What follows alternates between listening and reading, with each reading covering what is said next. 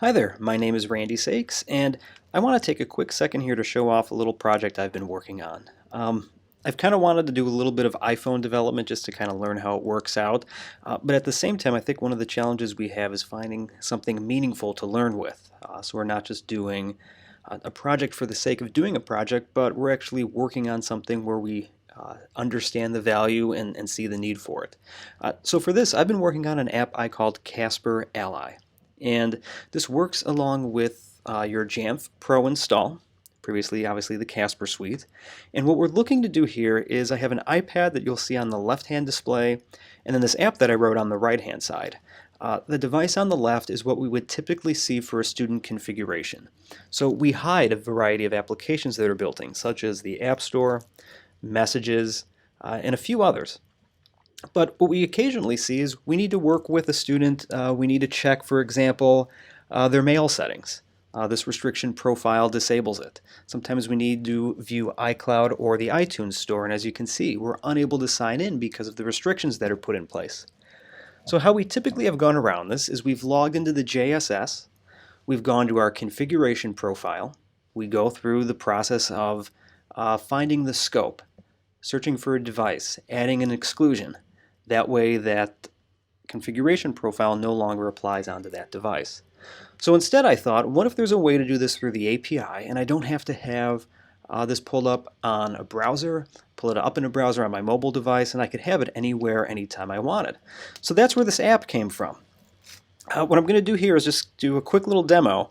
We're going to put in this case, the device that is assigned to me. So this allows you to either look up a device by the username that has the device assigned. If I tap Get Info here, it'll take a few seconds and it'll come back and populate all this information. Or I can enter it by serial number, depending upon which is easier. In our case, it's really easy to put in a user's name since we have one device assigned to one user, and we're able to pull up the device serial number, the MAC address, the IP address, and the last time that device performed an inventory update.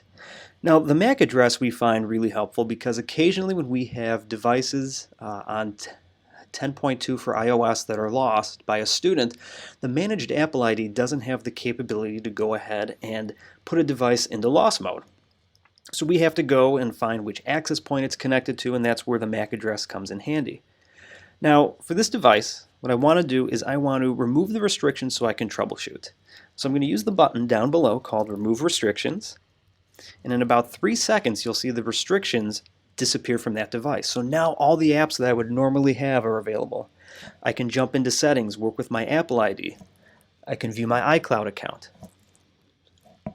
When it's time to stop this and to kind of put the device back into the state, we tap the button Reapply Restrictions. Again, about 3 seconds, we'll see those icons disappear, and that device is back.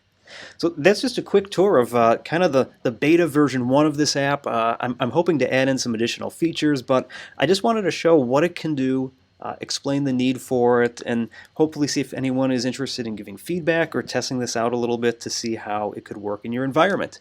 The only requirement for this app is that you have a static mobile device group configured in your JSS instance that is scoped as an exclusion to your configuration profiles.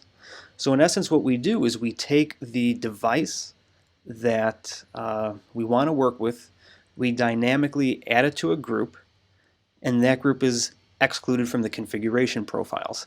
It does take a little bit of information to build that out initially in the beginning, but once it's in place you have the ability to dynamically add and remove devices. We configure the settings for the app in the settings pane.